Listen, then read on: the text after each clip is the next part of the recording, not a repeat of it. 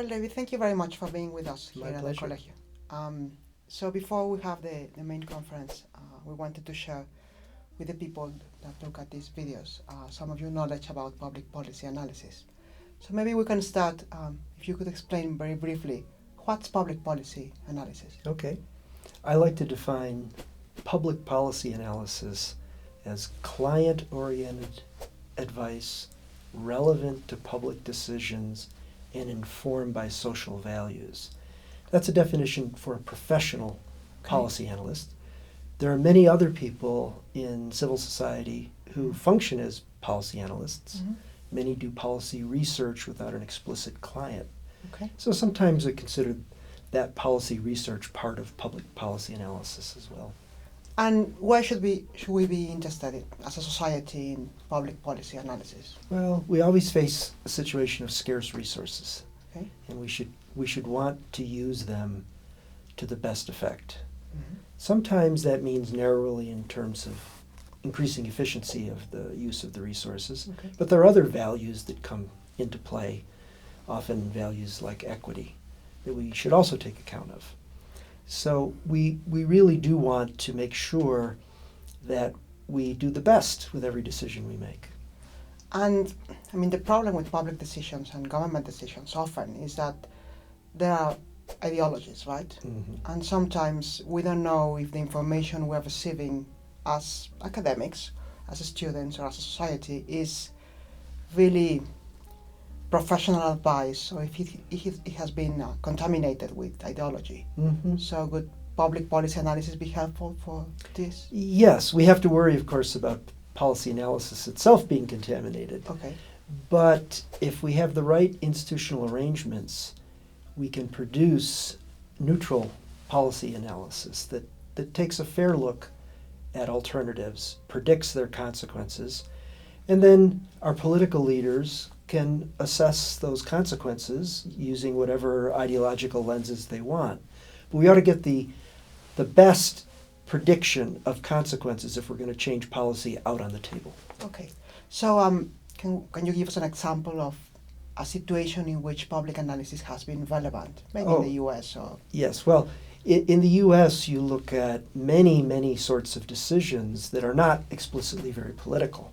Okay. And analysts play a role in helping with those decisions. But I could also name a few big ones. Yes. So for example, we've seen a revolution with personal digital devices. Mm-hmm. And that wouldn't have happened in the U.S. without a reallocation of the electromagnetic spectrum.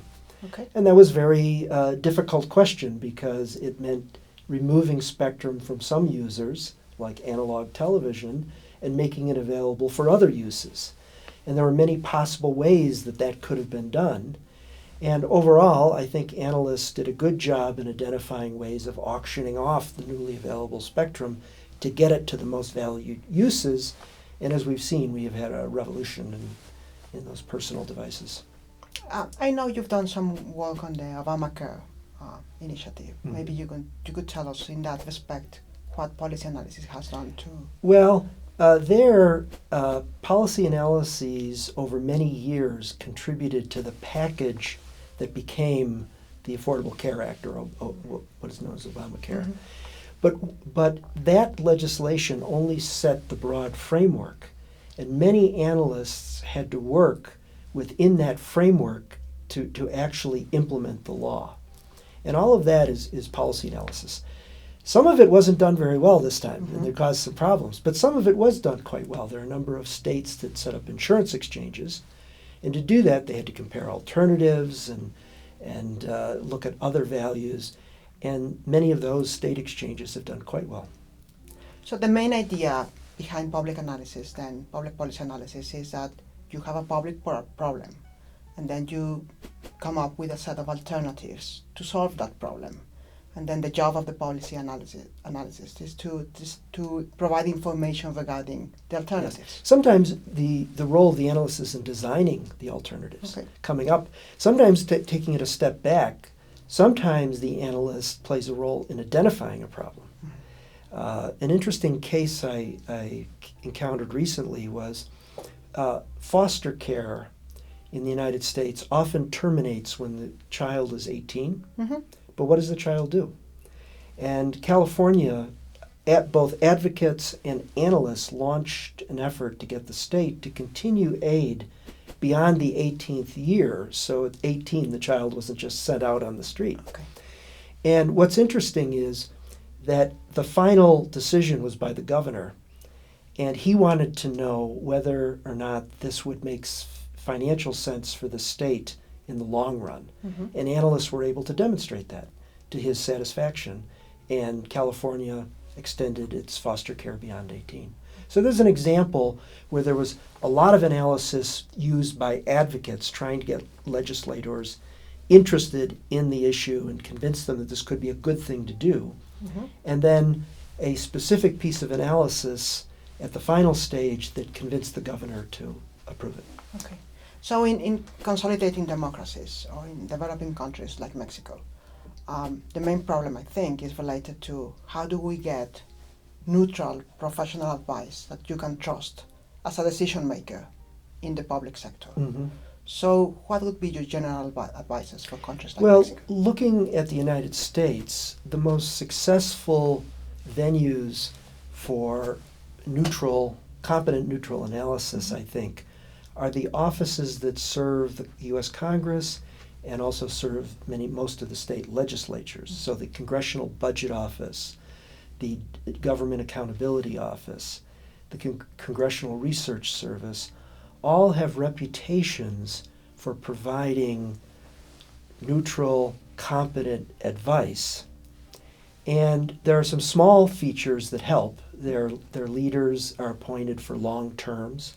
For example, the head of the Government Accountability Office serves a term of 15 years, which spans most changes of administration. And the analysts and the users of the analysts anticipate that as often as every 2 years, control of the Congress could change. Yes. And you want the organization to have established a record of credibility. And I think in the case of those organizations, they have. So it seems it's better to invest into staff for Congress rather than for executive agencies? It may be easier to do that initially. Okay. Within the executive in the United States, there are many offices where neutral competence can be found and practiced, but it's within an executive that wants to formulate its own policy and set its own policy. Mm-hmm.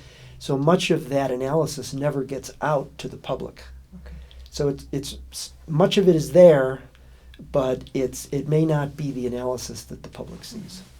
By looking at your work on the U.S., I was taken aback by the fact that many of these agencies producing public policy analysis at the beginning were not public agencies, but private endeavors. Yes, one of the early initiatives in the United States was the institution of the Municipal Bureau. Okay. And these were organizations created by philanthropists like the Carnegies and the Eastmans to try to improve city government. At the time, American cities were generally inefficient and fairly corrupt. Mm-hmm. And the progressive movement had some success in electing mayors as reformers, but these mayors often didn't stay in office, were often defeated when the machine recovered. Mm-hmm.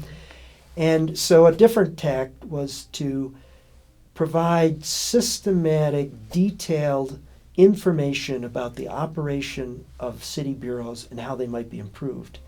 And this movement caught on, began in 1906 in New York City and spread through many cities in the United States. And you can think of it as the beginning of the think tank. Okay. It was one of the first organizations created to think about how to improve government. So in a sense, policy analysis helps both to promote change and provides stability as well, depending on what society needs? Yes. Sometimes best policy is not change, but often it is. Okay. And that's part of the job of the analyst, is if we are unsatisfied for whatever social reasons with a particular outcome, what alternatives could we develop that would do better? and how much evidence can we accumulate to convince ourselves that we would actually do better. Thank you very much. You're welcome.